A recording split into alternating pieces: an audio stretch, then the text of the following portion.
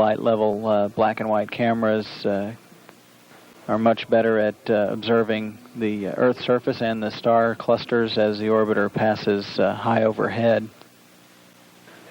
When the orbiter moves within a daylight pass, the color cameras in the payload bay are used to get more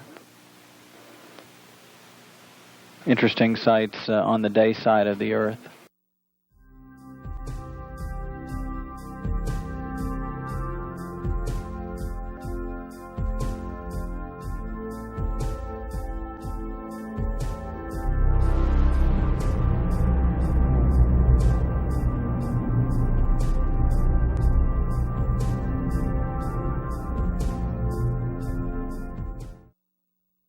Called the high-speed turn.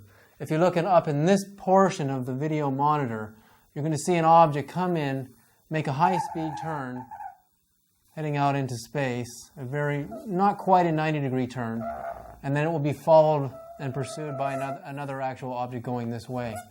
So again, when we consider the physics of a solid object traveling at least a couple of thousand miles an hour, making a high-speed turn, and probably in the neighborhood of 20 to 30,000 miles an hour, the physics of a turn like that is actually impossible.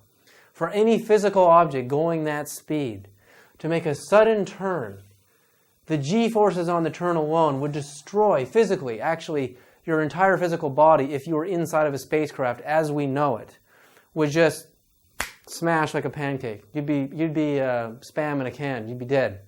In fact, even a meteorite, a solid object making a turn like that, the explosion on the turn, the g-forces and the collapsing of matter would cause a nuclear fusion explosion. It would cause a massive explosion. And if this high-speed turn was caused by an impact, a collision with another object, and then deflected off of the object and made a turn, you should see a massive explosion at the point of the turn, and we don't actually see that.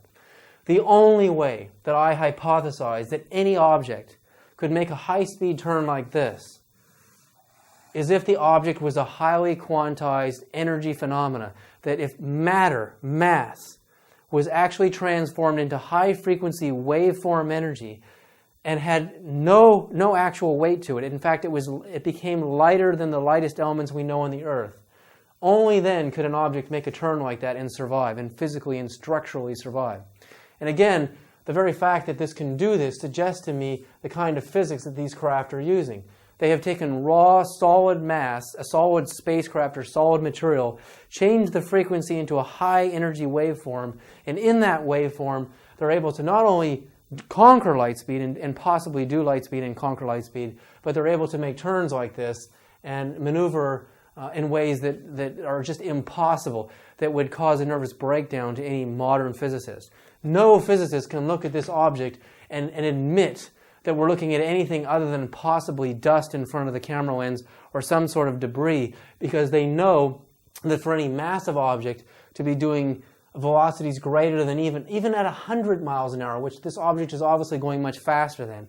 Imagine going 100 miles an hour on a freeway and all of a sudden you just turn on a dime and go in a different direction. What would happen to your body inside of the automobile? You would go flying through the windshield at 100 miles an hour and you'd be dead. So what kind of physics are these craft using? What are we actually seeing here? Is this space dust? Is this debris? Is this a shooting star? Is this a meteorite? The answer is no, because we know that no physical object could structurally survive